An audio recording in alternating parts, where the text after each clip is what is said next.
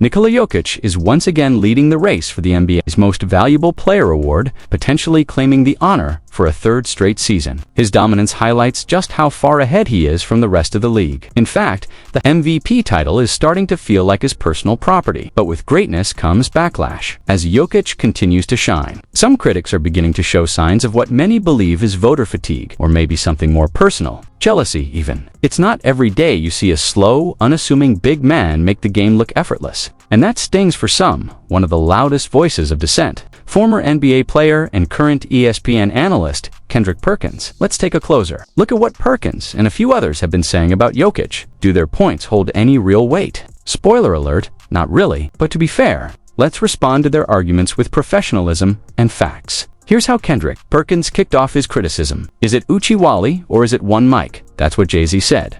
I just want to know, what songs are we dancing to? His point, the MVP criteria seems inconsistent, and he's questioning why the standards appear to shift year after year. It's a valid question in theory, but when applied to Jokic, does it actually make sense? Let's break it down and examine where the real inconsistencies lie. Perkins didn't stop there. He took things further with a controversial claim that sparked backlash across the NBA community. He said that since 1990, only 3 MVPs weren't ranked in the top 10 in scoring: Steve Nash, Dirk Nowitzki, and Nikola Jokic. Then he added, what do those guys have in common? And let the silence do the talking. The implication was clear and troubling. He didn't say it outright, but the racial undertone of that comment didn't go unnoticed. It stirred up a storm. So let's take a moment to unpack the facts behind this loaded narrative. Perkins listed players who weren't top scorers when they won MVP. He mentioned Steve Nash, who ranked 40th and 29th in scoring during his MVP years, Dirk Nowitzki, who was 11th, and Nikola Jokic, who was 12th one year and 6th another. Now here's where it gets shaky. Perkins conveniently forgot his own past takes. He once argued that Chris Paul deserved the MVP in 2021, even though CP3 ranked 50th in scoring that season. That's right, 50th. So, if scoring really is the main standard, why did he push for a player that far down the list? And there's more. Perkins chose 1990 as his starting point, deliberately skipping over Magic Johnson, who also won MVPs without being a top scorer. Why leave Magic out? You do the math. After the backlash, Perkins doubled down. He posted a video defending his take, then quietly deleted it later. That Uchi-Wally, or one mic line. It was meant to question the consistency of MVP criteria. And that's fair, but pointing fingers without context or accountability just makes the discussion messy. Let's move past the noise and look at what really makes a player valuable. While Uchi-Wally may contain some lyrics that haven't aged, well, One Mic stands out as a track with more depth and social awareness. That kind of contrast is similar to how people debate stats versus impact in sports. Some fans and analysts value wins above all, while others prioritize individual performance and analytics. This split isn't new, and it's not just about race,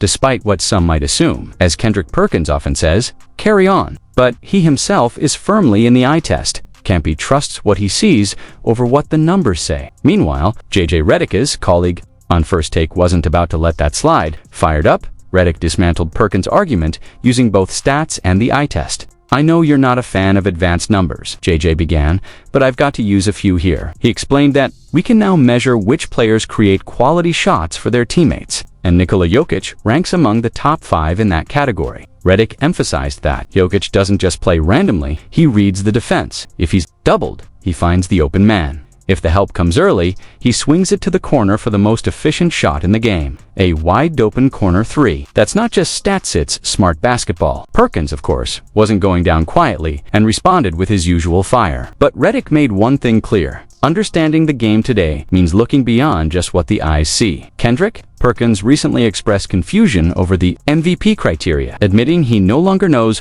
what voters are actually basing their decisions on: team success, advanced metrics, the eye test, or something else entirely. And he's not alone. Another outspoken voice casting doubt on Nikola Jokic's MVP credentials is Nick Wrighton, analyst known for his bold and often controversial takes. A self-proclaimed LeBron James superfan, Wright didn't hold back. He questioned how Jokic keeps winning MVP, especially when his playoff performance hasn't matched the regular season hype. They must be handing out the MVP in some hidden hallway, Wright joked, pointing to Jokic's lackluster showing in the second round. Then came the jab. With all due respect, If you look at MVP winners over the past 35 years, Jokic might be the least accomplished among them. He argued that Chris Paul, for instance, would have been a far more deserving recipient than all-time great, unlike Jokic, whom Wright labeled merely a good player having a good season. Wright pushed back against accusations that he's a Jokic hater. "When I said this 2 years ago, I was called a hater," he said. "But I had Jokic second behind Chris Paul in the MVP race.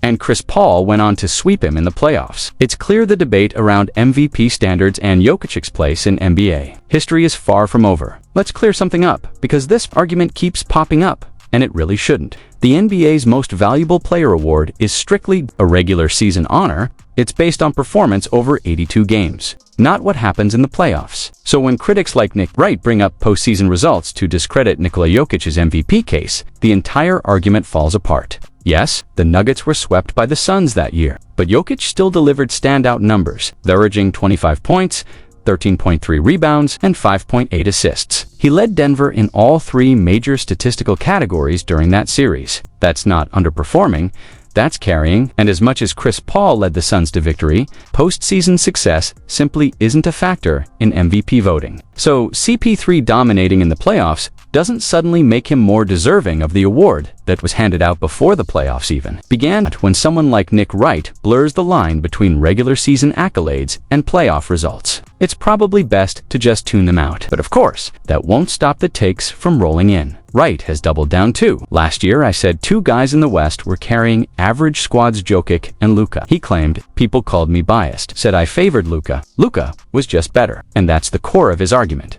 Personal preference, dressed up as analysis. It's not about hate it's about narrative. Let's make this clear once and for all. Playoff success has nothing to do with winning the NBA's regular season MVP. The award is based solely on performance across 82 regular season games, a single second of postseason action. Yet, despite that fact, some analysts continue to move the goalposts. Take the case of Nikola Jokic. If he hadn't already won 2 MVPs, he'd likely be the frontrunner again. But what we're seeing now is a classic example of voter fatigue, where greatness becomes so routine that people start looking elsewhere. Just for the sake of variety, let's be real. MVP should go to the most valuable player that season, of whether it's their first time or a potential three-peat. Popularity or previous wins shouldn't cloud that judgment. Even ESPN's Max Kellerman recently admitted, "I've never seen a player dominate MVP voting the way Jokic has, yet still slide out of my top 5. And Kendrick Perkins added to the noise, saying that Jokic now has to prove himself in the playoffs to earn future MVS. But that argument doesn't hold up. Jokic was leading the Nuggets to the #1 seed in the West, while averaging a triple-double. He was clearly the engine behind one of the league's best teams. Saying he's not top 5, that's not analysis, it's agenda. And let's not forget, the Nuggets were eliminated by the eventual Western Conference champions. That doesn't invalidate Jokic's regular season brilliance. The MVP is a regular season award. It says so right in the name. It's time we stop twisting the narrative and start appreciating the consistency and impact of players like Jokic for what it truly is, elite. In the 2021-22 playoffs, the Denver Nuggets ran into the eventual champions, the Golden State Warriors, and were knocked out in a gentleman's sweep. But let's put that into context. Nikola Jokic didn't have much help. His supporting cast featured Monty Morris, who now averages just 10 points per game for the struggling Washington Wizards. Will Barton, also once a key piece, was recently waived by that same team. Austin Rivers is averaging 5 points a game. Jamie Green just 6, and Bones Highland is shooting a shaky 39% from the field. Bryn Forbes and DeMarcus Cousins, they're both out of the league entirely. Aside from Aaron Gordon and Jeff Green, no one from that 2022 playoff roster is still contributing for Denver today. And let's not forget the 2021 postseason. That year, the Nuggets were swept by the Phoenix Suns, who also went on to reach the finals. Jokic took the heat for the loss, but his co-star Jamal Murray was out with a torn ACL. That's a huge piece missing. Even Draymond Green, one of the most respected voices in the league and a true student of the game, picked up on something others missed. Watching film of the Nuggets, he spotted some lapses in Jokic's defensive rotations. "At halftime, I had 4 clips already," Draymond said, "and they were all from the first half alone." But moments like that showed the burden Jokic was carrying. Without a reliable supporting cast, even the best players can fall short. Context matters, and so does roster strength, especially in the playoffs. During the game, I went straight at Jokic's defense. If his team wants to be truly great, Jokic, as the backbone of their defense, has to step up and play strong. I pointed out for separate moments where he didn't rotate properly or cover below man for clear mistakes. I didn't hold back in my critique. What's interesting is that the very next year, Jokic started making those exact defensive rotations. He even came up to me afterward and said something like, "I saw what you said about my defense. You were right, and I appreciate it." He added that he had improved since then. I told him, "You've definitely gotten better. I've been watching closely, and it's clear." That was a meaningful moment for me because being a TV analyst is new to me, and seeing a player respond to criticism like that was powerful. Draymond Green even said after his playing days end, "I'll be a top NBA analyst, no doubt about it." This story perfectly shows how constructive feedback can transform a player's game. But it's not just criticism that fires up Jokic. Trash talk from players like Russell Westbrook, Markieff Morris, and Dwight Howard has also fueled his competitive spirit, though none of them managed to shake his focus. Trying to trash talk Nikola Jokic, that usually backfires spectacularly, just like when some people foolishly claim his MVP wins are the result of racism. Those kinds of comments don't just miss the mark, they make the speaker look downright silly. Over the years, a few players have attempted to get under Jokic's skin, but all three who tried ultimately lost the mental battle. Jokic's reputation as a laid-back, easygoing guy on the court is well known, but push him too far, and he can, quietly but firmly, shut down the opponent. This reputation has spread around the league so much that most players don't even bother trying to rattle him anymore. These days, it's mostly analysts who keep debating his greatness and impact.